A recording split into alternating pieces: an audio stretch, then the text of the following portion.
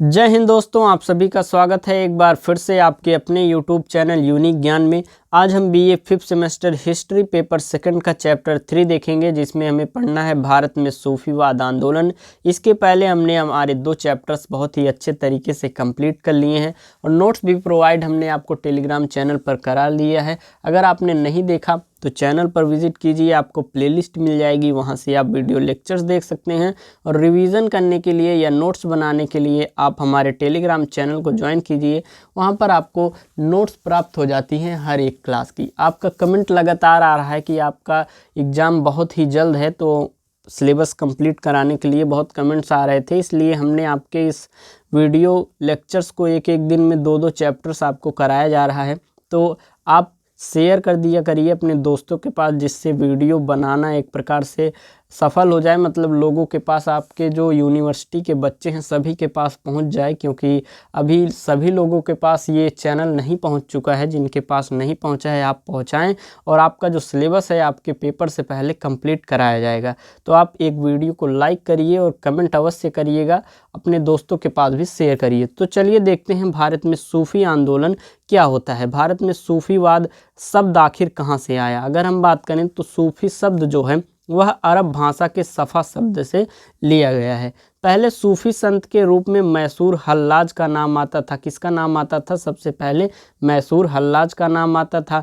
और सूफी शब्द जो है वह एक प्रकार से भारत में सफ़ा शब्द से उसे लिया गया है। उन्होंने अनहलत की उपाधि धारण की, जिसका अर्थ होता है ईश्वर से मिलने वाला। किसने अनहलत की उपाधि सबसे पहले धारण की थी? मैसूर के हल्लाज ने उन्होंने धारण की थी, और जिसका अर्थ क्या होता है?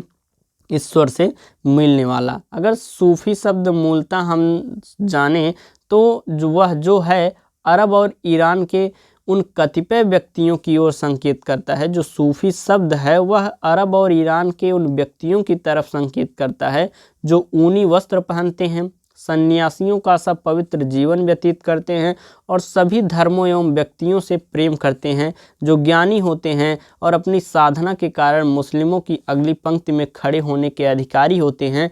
वही एक प्रकार से सूफी कहलाते हैं, वही सूफी संत कहलाते हैं। कौन कहलाते हैं? अगर हम किसी को सूफी कहते हैं तो उससे एक प्रकार से यह संकेत होता है कि वह अरब और ईरान के कुछ ऐसे व्यक्ति हैं जो ऊनी वस्त्र पहनते हैं, सन्यासियों का सा एक प्रकार से पवित्र जीवन व्यतीत करते हैं और सभी धर्मों एवं व्यक्तियों से प्रेम करते हैं, जो ज्ञानी होते हैं और अपनी साधना के कारण मुस्लिमों की अगली पंक्ति में खड़े होने के अधिकारी होते हैं, मतलब मुस्लिमों में सबसे आगे होते हैं। सूफी आंदोलन जो था एक प्रकार से मुस्लिमों में जो भी उनके संप्रदाय में जो भी बुराइयां थी उन्हें दूर करने के लिए यह संप्रदाय बनाया गया था। अगर हम बात करें तो कौन कौन से सिलसिले या संप्रदाय बनाए गए हैं मुस्लिमों में, यह जो संप्रदाय बनाया गया था उसे सिलसिला भी कहते हैं। तो सूफी सिलसिले या संप्रदाय के बारे में हम जानेंगे। भारत में जिन सूफी सिलसिलों का विकास हुआ है और जो अति लोकप्रिय रहे हैं वे प्रमुख सिलसिले जो हैं हम आपको बताते हैं। ये 5 सिलसिले जो हैं वह प्रमुख रूप से फेमस थे। कौन कौन से? चिश्ती संप्रदाय, सुहरावर्दी संप्रदाय, कादरी संप्रदाय, नक्शबंदी संप्रदाय और सत्तारी संप्रदाय। ये जो संप्रदाय हैं 5 संप्रदाय, इन्होंने ही एक प्रकार से सूफिज्म अर्थात सूफीवाद को एक प्रकार से भारत के मुसलमानों में फैलाया। सूफीवाद से इन्होंने भारत के मुस्लिमों में या बाहर के मुस्लिमों में भी उनके जो बुराइयां थी उनके धर्म में एक प्रकार से उन्हें सुधारने का प्रयास किया। जो यह हमने बताया सूफी शब्द जो है एक प्रकार से किन्हें व्यक्त करता है, चलिए देखते हैं चिश्ती संप्रदाय क्या होता है। अगर आपने वीडियो अभी तक लाइक नहीं की तो वीडियो लाइक भी कर दीजिएगा। तो चिश्ती संप्रदाय की बात अगर हम करें तो भारत में सबसे प्रमुख संप्रदाय जो था वह चिश्ती संप्रदाय था। भारत में सबसे प्रमुख संप्रदाय कौन सा था सूफियों का? वह था चिश्ती संप्रदाय। और भारत में इसकी स्थापना का श्रेय किसे जाता है? ख्वाजा मोइनुद्दीन चिश्ती जी को इसका एक प्रकार से स्थापना करने का श्रेय इन्हीं को जाता है। इन्होंने अपना केंद्र जो है राजस्थान के अजमेर में बनाया। चिश्ती संप्रदाय के संत उदारवादी और विनम्र होते थे। चिश्ती संप्रदाय के जो संत होते थे वह कैसे होते थे? वह उदारवादी और विनम्र होते थे, ये कट्टर नहीं होते थे। मोइनुद्दीन चिश्ती के गुरु जो है उस्मान हाशमी थे। हासनी थे। एक प्रकार से हमने बताया चिश्ती संप्रदाय की स्थापना किसने की थी? ख्वाजा मोइनुद्दीन चिश्ती ने चिश्ती संप्रदाय की स्थापना की हुई थी। और इनके गुरु का क्या नाम था? अगर हम देखें तो उस्मान हासनी इनके गुरु का नाम था। और हम बात करें या चिश्ती संप्रदाय के लोग कैसे होते थे? वह उदारवादी होते थे, वह कट्टर नहीं होते थे। मोइनुद्दीन चिश्ती के सबसे प्रिय शिष्य जो थे वह बख्तियार काकी थे। बख्तियार काकी के शिष्य जो थे वह बाबा फरीद और कुतुबुद्दीन ऐबक थे। कुतुबुद्दीन ऐबक कौन थे?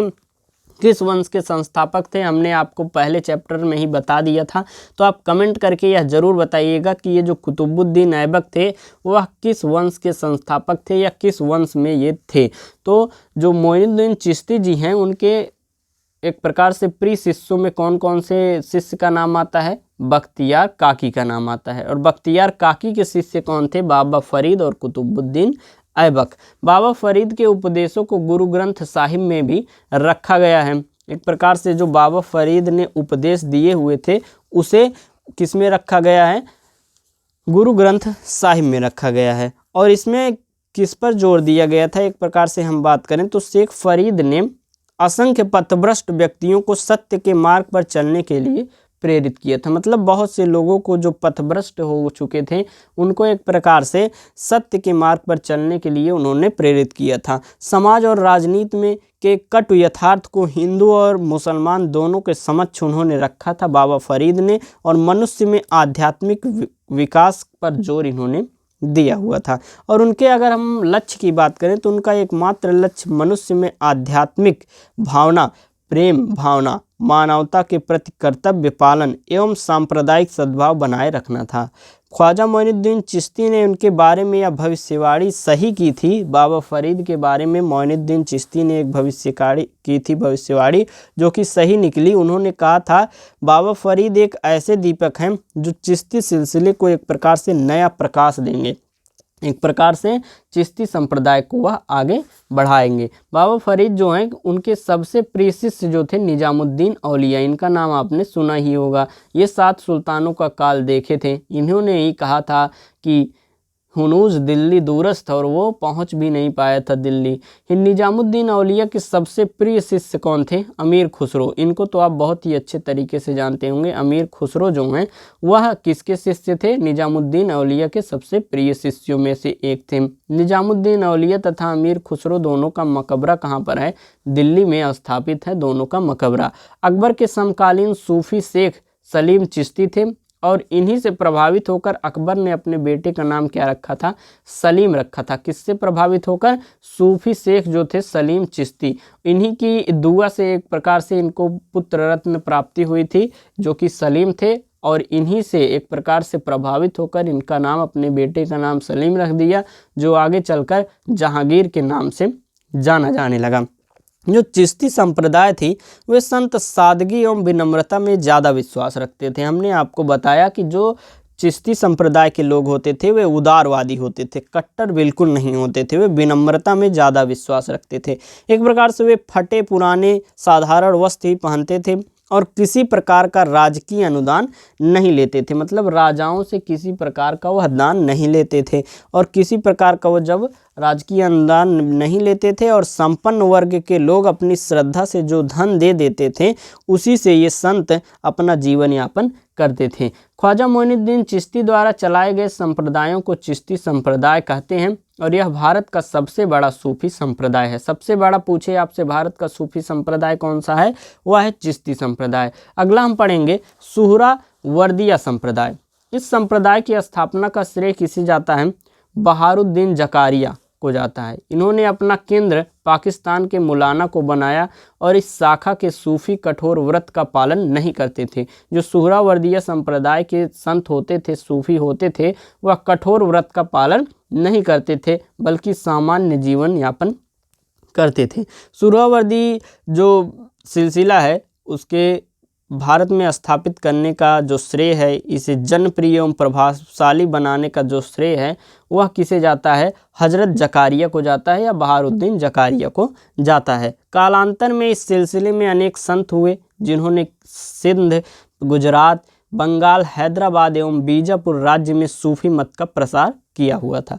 सुहरावर्दी सिलसिला भारत में 15वीं शताब्दी तक विकसित हो गया था। कब तक विकसित हो गया था? 15वीं शताब्दी तक वो विकसित हो चुका था और लोकप्रियता में चिश्ती से आगे बढ़ गया था। जो सुहरावर्दी संप्रदाय था वह लोकप्रियता में धीरे धीरे चिश्ती संप्रदाय से भी आगे बढ़ गया था। हजरत जकारिया जो अन्य संतों से थोड़ा भिन्न विचार के थे, जो हजरत जकारिया थे वह एक प्रकार से जो अन्य संत होते थे उनसे थोड़ा भिन्न थे। क्यों भिन्न थे? वे धन संग्रह एवं कभी कभी राजनीति में भी हस्तक्षेप करते थे। जो चिश्ती संप्रदाय के लोग थे, हमने आपको बताया, राजकीय अनुदान नहीं लेते थे, एक प्रकार से राजनीति में भी कोई पार्टिसिपेशन उनका नहीं था। लेकिन जो हजरत जकारिया हैं वह राजनीति में भी हस्तक्षेप करते हैं और धन संग्रह भी करते हैं। हजरत जकारिया जो हैं उनके लगभग उनके 7 पुत्र थे।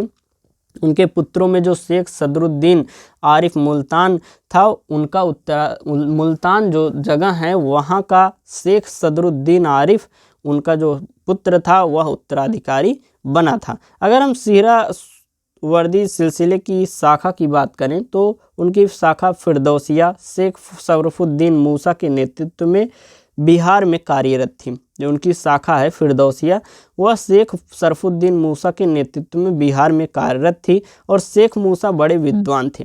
इनकी मान्यता थी कि परमात्मा के से साक्षात्कार होने पर भी मनुष्य एवं परमात्मा के बीच संबंधों में कोई फर्क नहीं पड़ता है। उनकी ऐसी विचार थी। अगर हम उनके जो शाखा थी फिरदौसी संप्रदाय उसकी बात करें तो इस संप्रदाय की स्थापना का श्रेय जो है वह याहिया मनेरी को जाता है। इन्होंने अपना केंद्र बिहार के मनेर शरीफ दानापुर को बनाया था। बिहार में सबसे प्रचलित जो है फिरदौसी संप्रदाय था। अगला हम बात करें सत्तारी संप्रदाय का, तो सत्तारी जो संप्रदाय था उसके संस्थापक एक प्रकार से कौन थे? सत्तारी संप्रदाय वह इस्लाम के श्रेष्ठ आध्यात्मिक ज्ञानी एवं महान संतों में अग्रणी तथा श्रद्धेय बगदाद के शेख जो थे अब्दुल कादिर जिलानी, वह कादरी संप्रदाय के एक प्रकार से संस्थापक थे। लेकिन उसके पश्चात जो सत्तारी संप्रदाय आया, यह संप्रदाय एक प्रकार से जावा, सुमात्रा, कहाँ पर?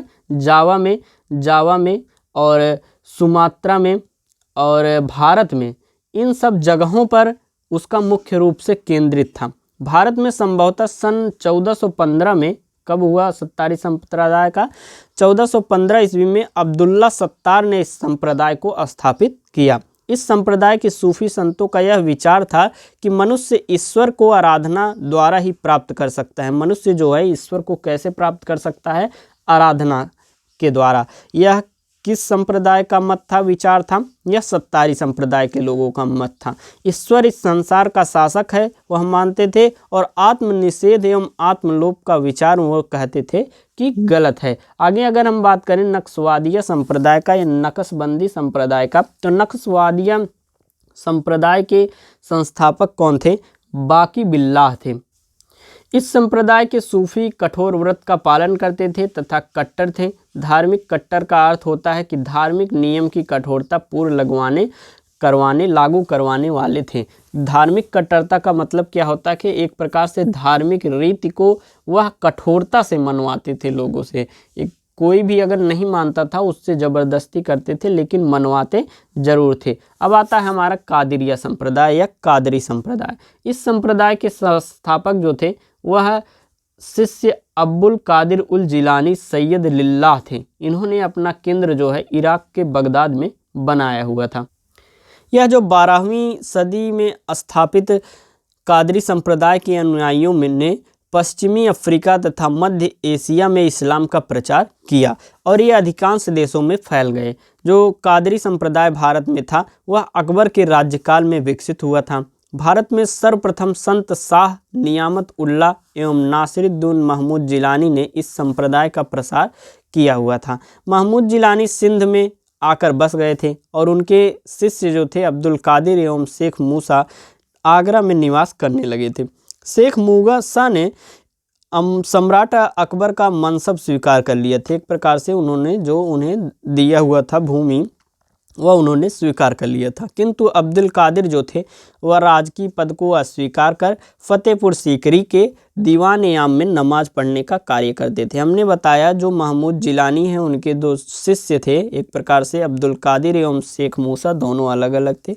तो उन्होंने में से एक ने अकबर के द्वारा दिए गए मनसब को स्वीकार कर लेता है और दूसरा जो होता है वह स्वीकार नहीं करता है, वह फतेहपुर सीकरी जाकर दीवाने आम में नमाज पढ़ने का कार्य करने लगता है। और जो मुगल सम्राट शाहजहां का पुत्र दारा शिकोह भी जो था वह कादरी संप्रदाय का अनुयायी था। दारा मियां मीर के शिष्य एवं उत्तराधिकारी मुल्ला शाह बदर बख्शी ने का शिष्य था। दारा ने सूफी मत एवं वेदांत का अध्ययन करने के बाद रामायण, भगवत गीता एवं उपनिषद का अनुवाद सिर उल इसरार शीर्षक में किया हुआ था।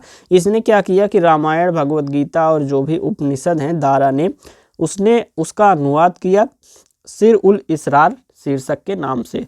और मुस्लिम सूफियों पर 2 प्रमुख ग्रंथ भी रचे उसने।